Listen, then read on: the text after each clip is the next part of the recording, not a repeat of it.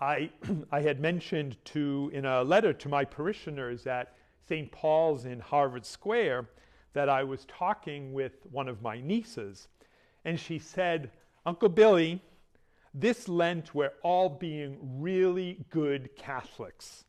We're giving up everything." Now, like many people, she had a curveball sent her way.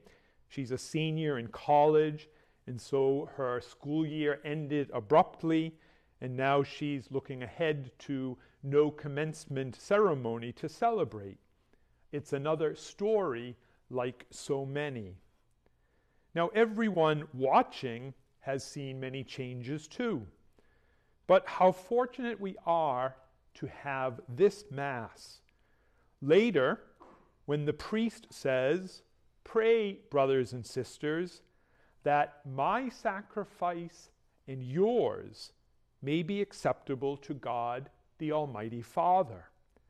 Now, of course, that sacrifice includes the bread and the wine that's brought to the altar, but it's also every other sacrifice that you're making, not being with your loved ones, not receiving physically the Eucharist, or weddings that are postponed, people who are sick, doctors and nurses pushing themselves for our sake.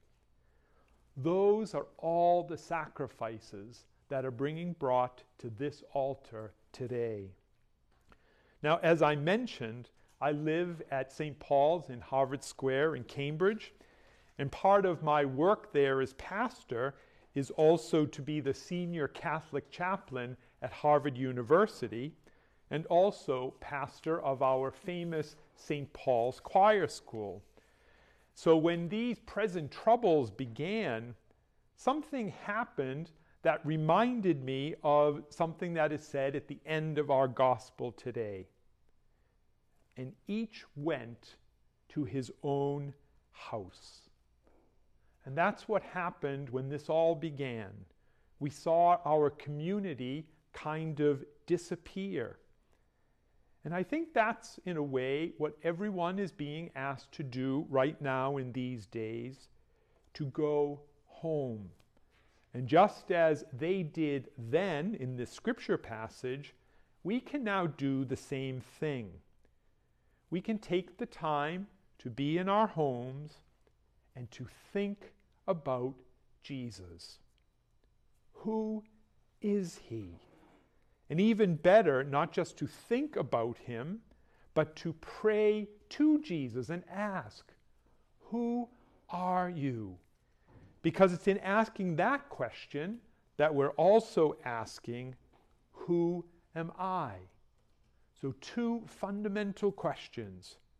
Who is God and who am I?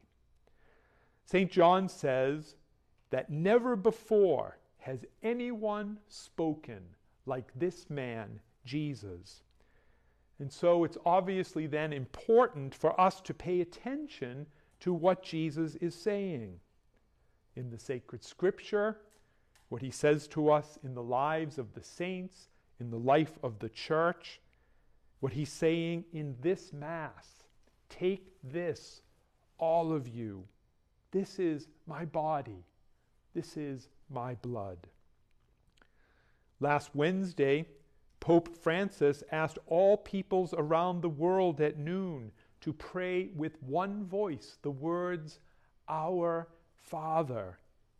Those are Jesus' own words, and they are full of power and they're full of goodness.